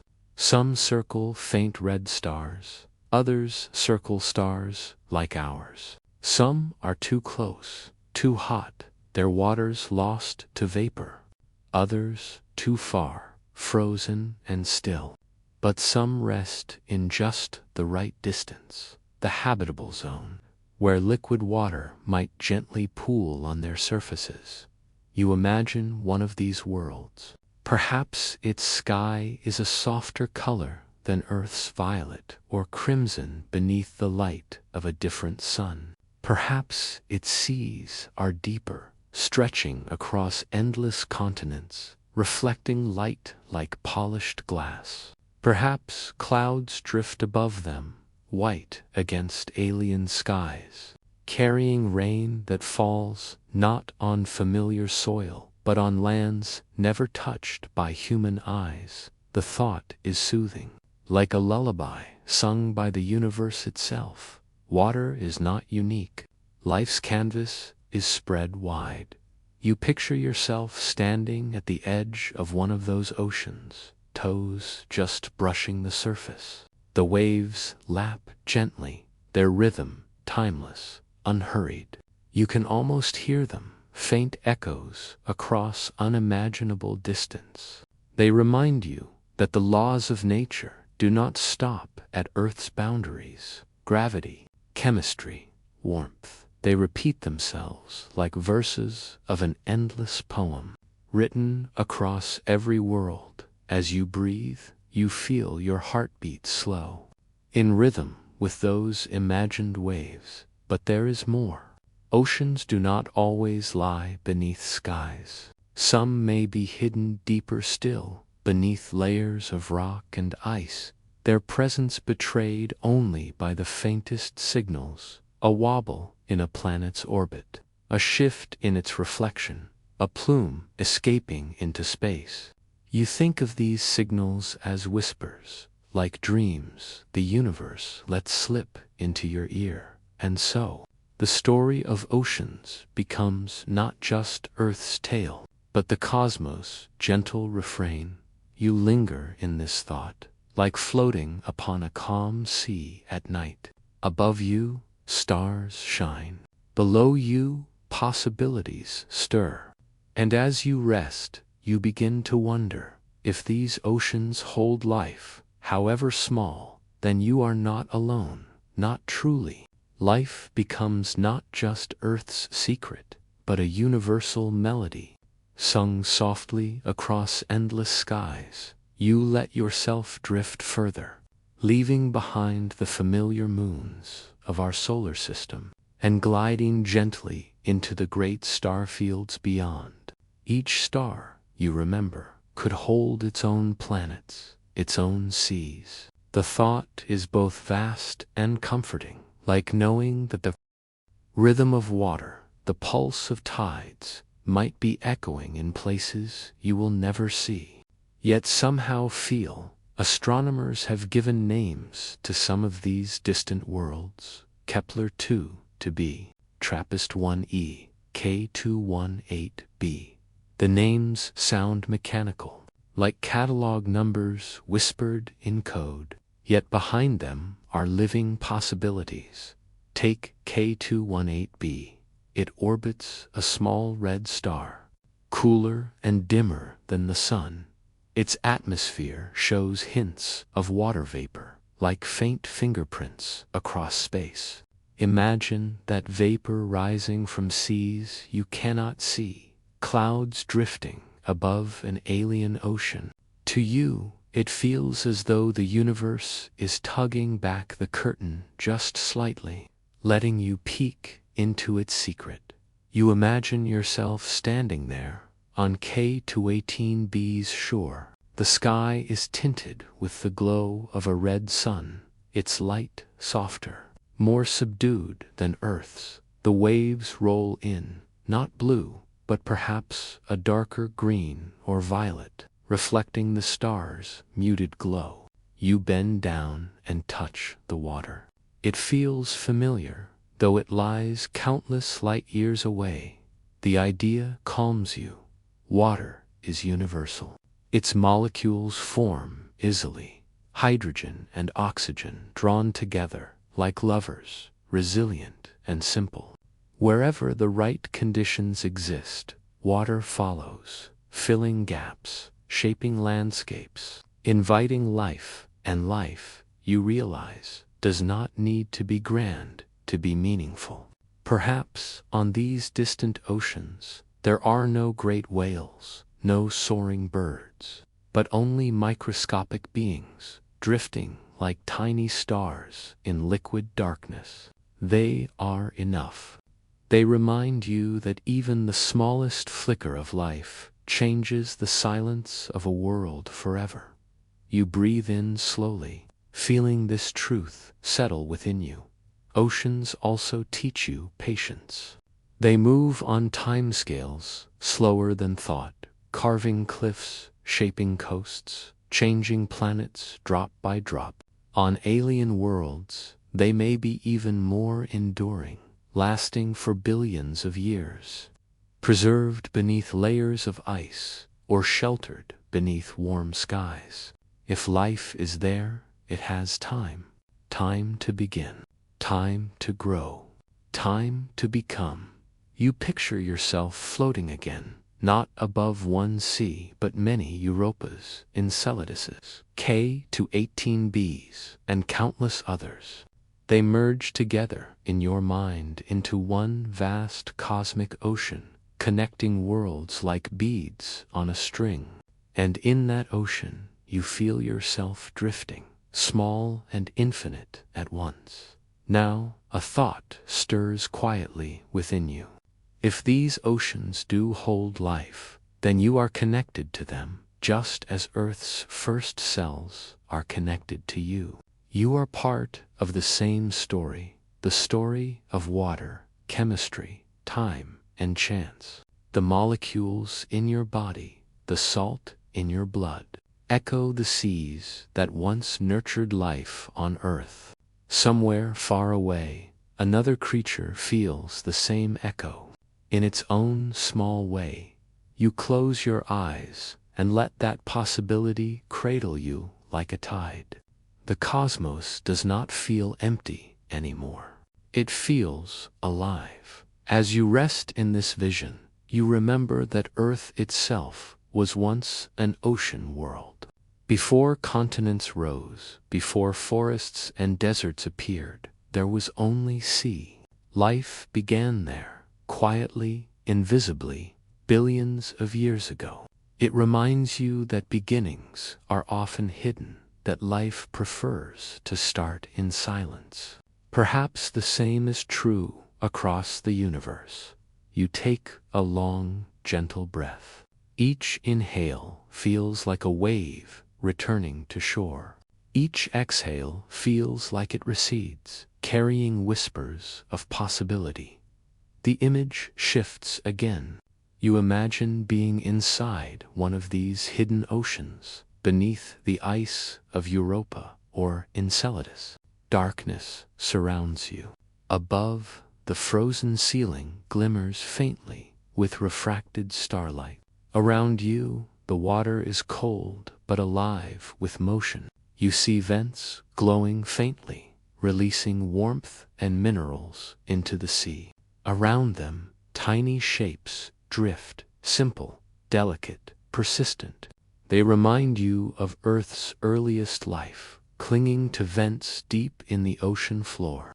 Unseen for eons, you smile inwardly, knowing that if life exists here, it might never see the surface, never know the stars, never imagine worlds beyond its sea.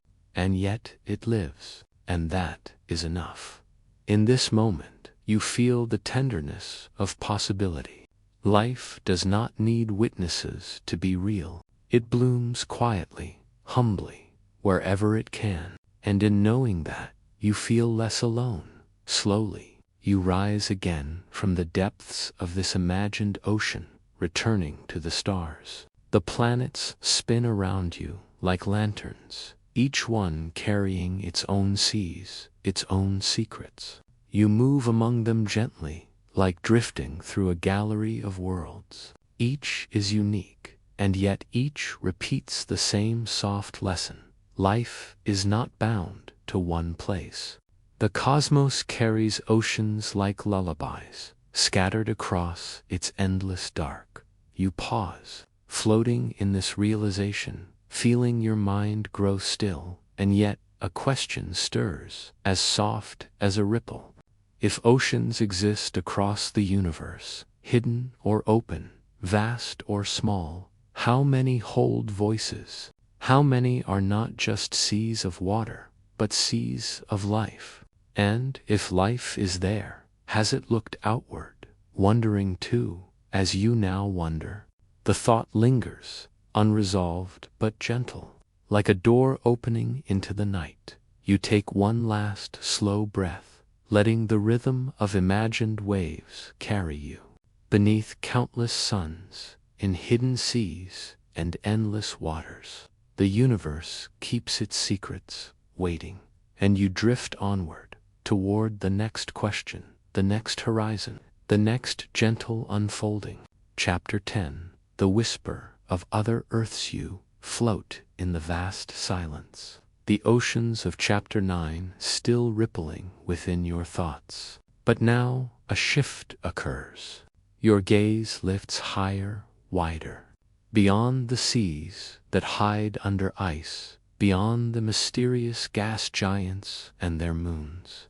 Your attention turns to something even more familiar, more intimate. You are searching now, not for oceans alone, but for Earth's planets, where warmth and water meet rock and air. Places that echo the balance, where life might not just survive in hidden seas, but thrive beneath open skies. The universe gives you a name for these possibilities: exoplanets, worlds beyond your sun. They circle their own stars in quiet procession, unseen until astronomers began to listen carefully to the tiny wobbles and dimmings in the starlight. You let the names float by you, like gentle chants. Kepler 4, 5 b, sometimes called Earth's cousin, Proxima Centauri b, orbiting the nearest star to our sun, the family of TRAPPIST-1, with 7 Earth-sized worlds dancing around a dim star. Each name feels both distant and tender. Each one is a promise, a soft whisper. You are not alone. There are others like you. You imagine Proxima Centauri be first, because it lies closest, only for light years away. In cosmic terms, that is a step across a meadow. You see yourself standing there beneath a red sun that hangs larger and dimmer in the sky than your own.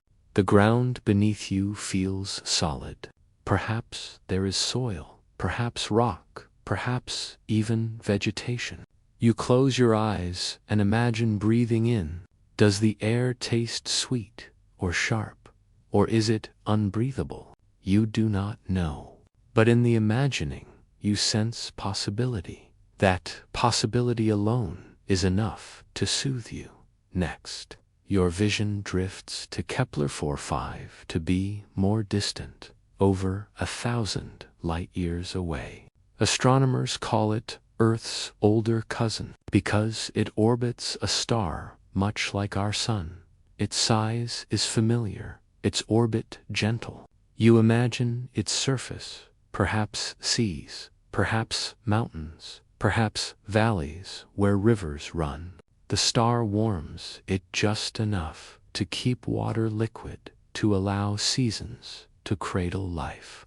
You do not know if the life is there, but the thought that it could be steadies you, like the slow beat of a drum. Then, TRAPPIST-1 appears in your mind. A single star, small and dim, holding 7 planets like a string of pearls. Several of these lie in what astronomers call the habitable zone, the quiet region around a star where temperatures allow water to flow. You imagine them lined up in the night sky, so close to one another that if you stood on one planet, you could see the others hanging in the heavens like moons. What a sky that would be, not lonely, but rich, filled with neighbors. You pause, letting that image sink into you. A sky not of emptiness, but of worlds. The thought warms you, as though the universe itself has leaned close and whispered reassurance. Life need not be rare. Life need not be alone. You breathe slowly, following the rhythm of this reassurance. Now, the story of these Earth-like worlds unfolds in your mind like a lullaby of discovery. You picture the astronomers watching the stars, measuring the slightest flicker of light when a planet passes in front of its sun. These flickers, so delicate they are almost invisible, carry within them the truths of other worlds. A shadow across starlight becomes a doorway into another Earth. You marvel at the patience of it, waiting for a star to dim by less than a whisper. And from that whisper, reconstructing an entire world. You feel calm, knowing that knowledge can grow from such stillness, such attentiveness. And then, the idea of the habitable zone returns to you. A gentle band around each star, not too hot, not too cold, where liquid water can persist. Astronomers call it the Goldilocks zone, but to you, it feels like a cradle, a soft bed where planets may dream of life. You imagine each star carrying its cradle, and within some of these cradles, Earth-like worlds are rocking quietly, waiting for discovery. The image soothes you, the cosmos as a nursery, stars holding their planets like lullabies. You drift further into the thought. If there are billions of stars in our galaxy, and if many hold planets, then the number of Earth-like worlds becomes almost uncountable. Even if only a fraction lie in the habitable zone, there could be millions, tens of millions, even more. You cannot see them all, but you do not need to.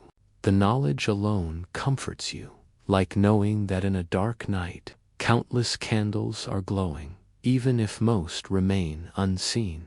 Now you imagine yourself walking on one of these distant Earths. The air is cool, the sky tinted by the color of its star. Perhaps the vegetation is not green but red or blue, shaped by the light it absorbs. Perhaps rivers cut across plains, and clouds drift lazily above mountains. You do not know the details, but you know the feeling, the sense of home. Carried across the cosmos, you pause to breathe, letting the imagined air of this alien Earth fill you. And then you reflect, what would life be like there? Perhaps it is microbial, clinging to rocks and seas as it once did on Earth. Perhaps it has grown into forests, creatures, songs, or perhaps it has not begun yet, waiting for the right moment, the right spark.